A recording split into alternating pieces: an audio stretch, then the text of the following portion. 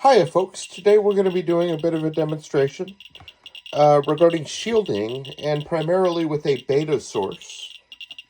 We're going to be using the Strontium 90 here, and I'll be doing additional demonstrations with Cesium 137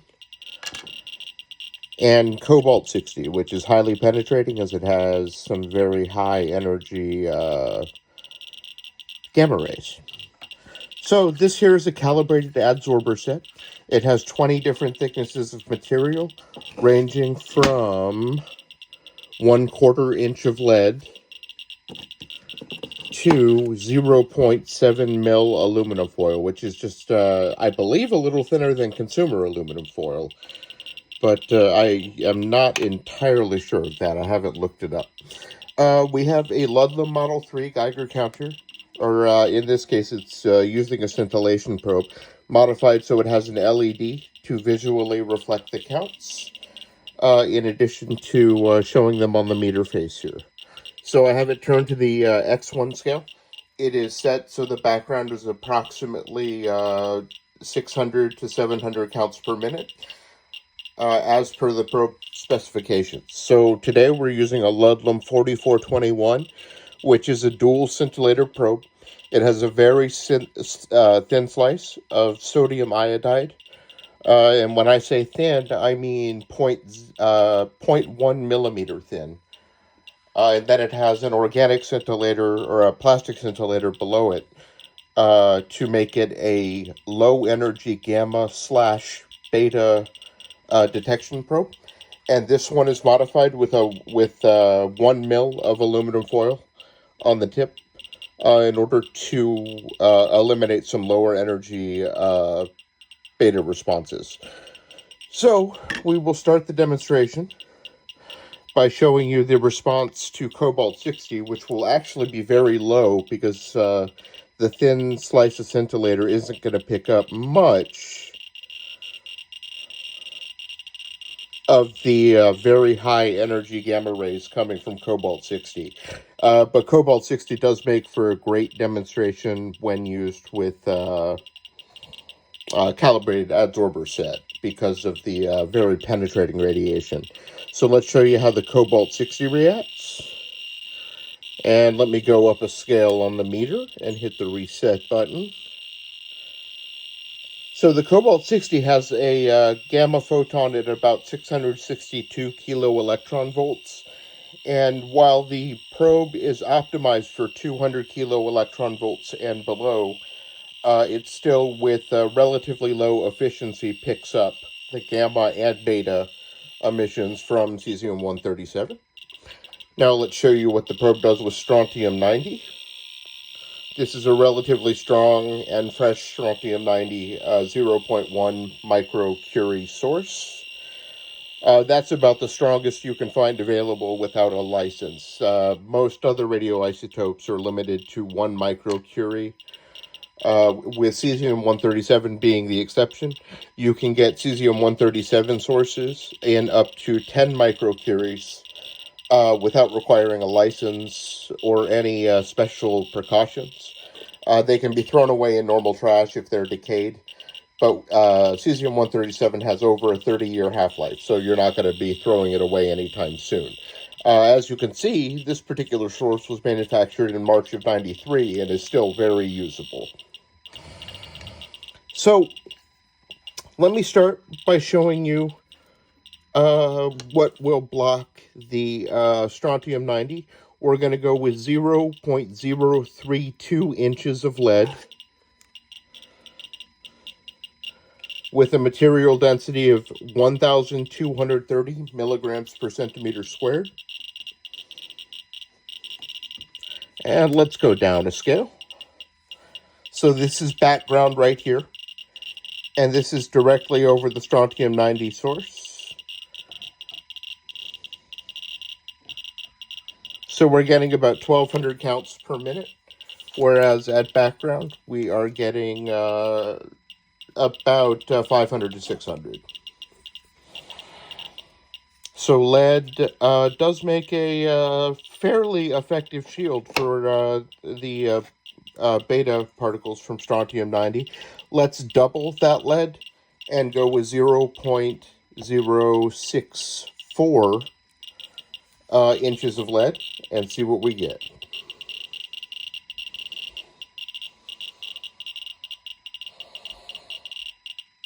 We're getting right around 1,000 to, I would say, about 1,050 counts per minute.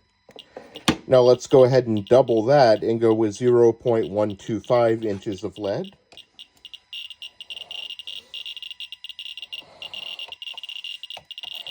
I think I'm getting some interference from the other sources here. There we go.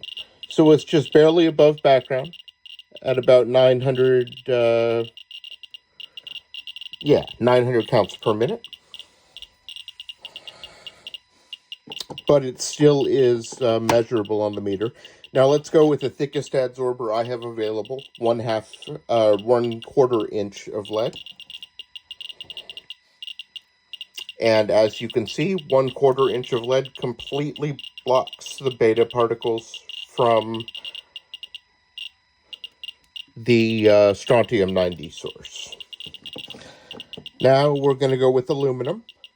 The thickest aluminum I have is 0.125 inches, with much lesser material density than lead at 1,000 or at 849 milligrams per centimeter square.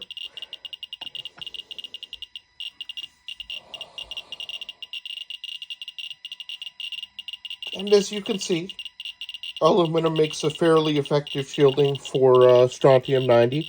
Let me give you a reference once again and just show you what we're getting without shielding. So right around 1,800 counts per minute. I'm actually going to flip the Strontium-90 source over now, which will give me a higher emission, a much higher emission. I should have been doing that from the start.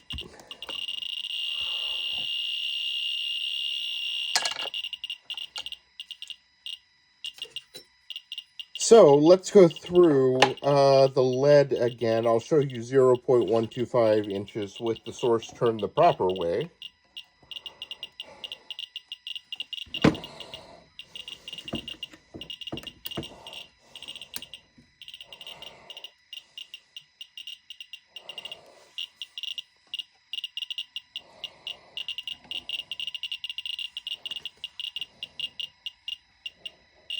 And I need to use it at the X1 scale. So background, we should be getting, once again, about 500 or 600 counts per minute. So with 1/4 inch of lead, we're getting about the same as we did with the source turned the other way. So that's the high energy beta particles coming through. Let's go with aluminum again. This time I'm going to go with 0.1 inch, which has a material density of 645 milligrams per centimeter square.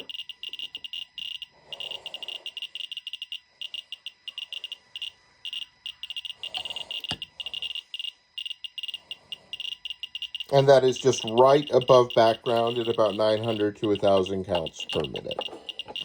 So let's move down to the much lower densities of aluminum. This is 0.040 inches at 258 milligrams per square centimeter. So that's where we're starting to get the high readings, just over 5K. I would estimate that's around 6,000 or 7,000 counts per minute.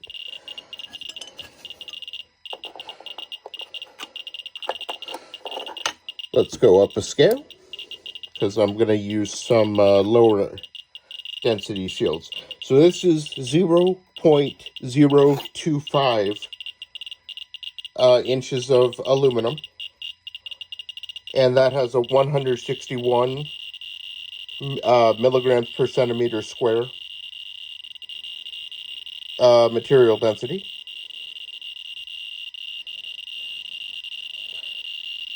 So this is on the X10 scale, so we're getting about 7,000 counts per minute.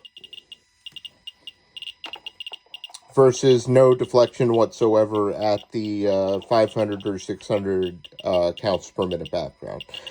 Let's move down to the plastic at 102 centimeters squared, and we'll go down a scale for that, just to show you.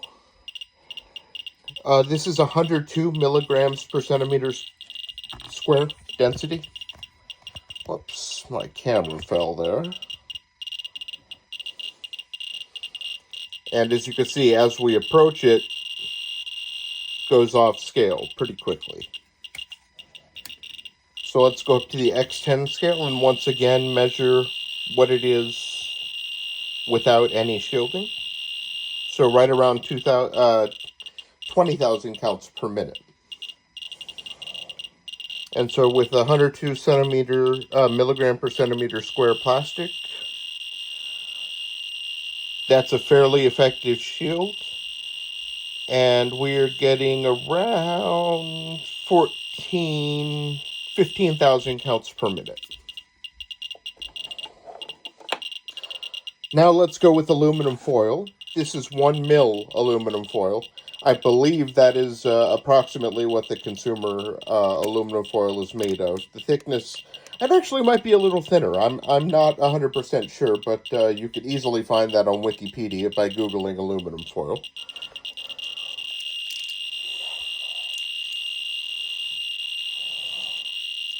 So this shows that a lower material density aluminum foil has a better blocking, or blocks beta particles slightly better than plastic. Now I'm using a logarithmic scale for material density, between the plastic at 102 milligrams per centimeter square and the aluminum foil at 6.5 milligrams per centimeter square. Once again, 4421 high energy gamma and low energy beta probe.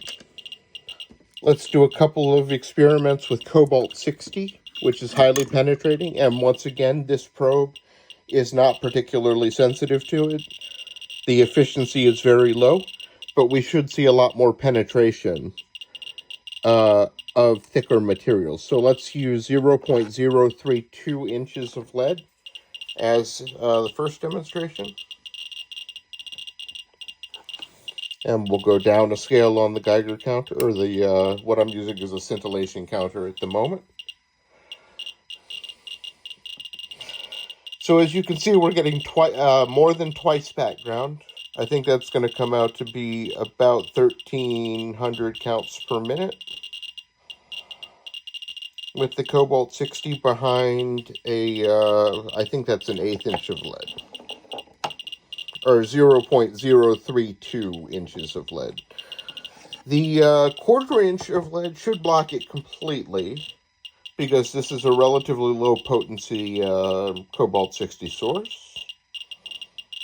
Oh, we are getting readings above background. So about 800 counts per minute versus the 500 to 600 counts per minute of the background radiation.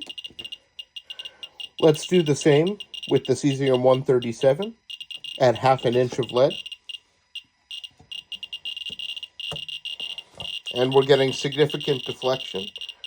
Despite the Cesium-137 having decayed, there's about 0.498 microcuries left on that Cesium-137.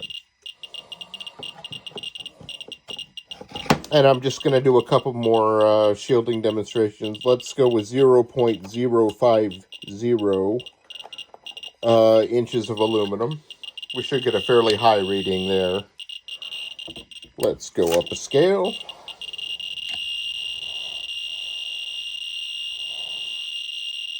So it's all at 15,000 counts per minute. Now let's see if thin aluminum foil, 1 mil aluminum foil, blocks it at all.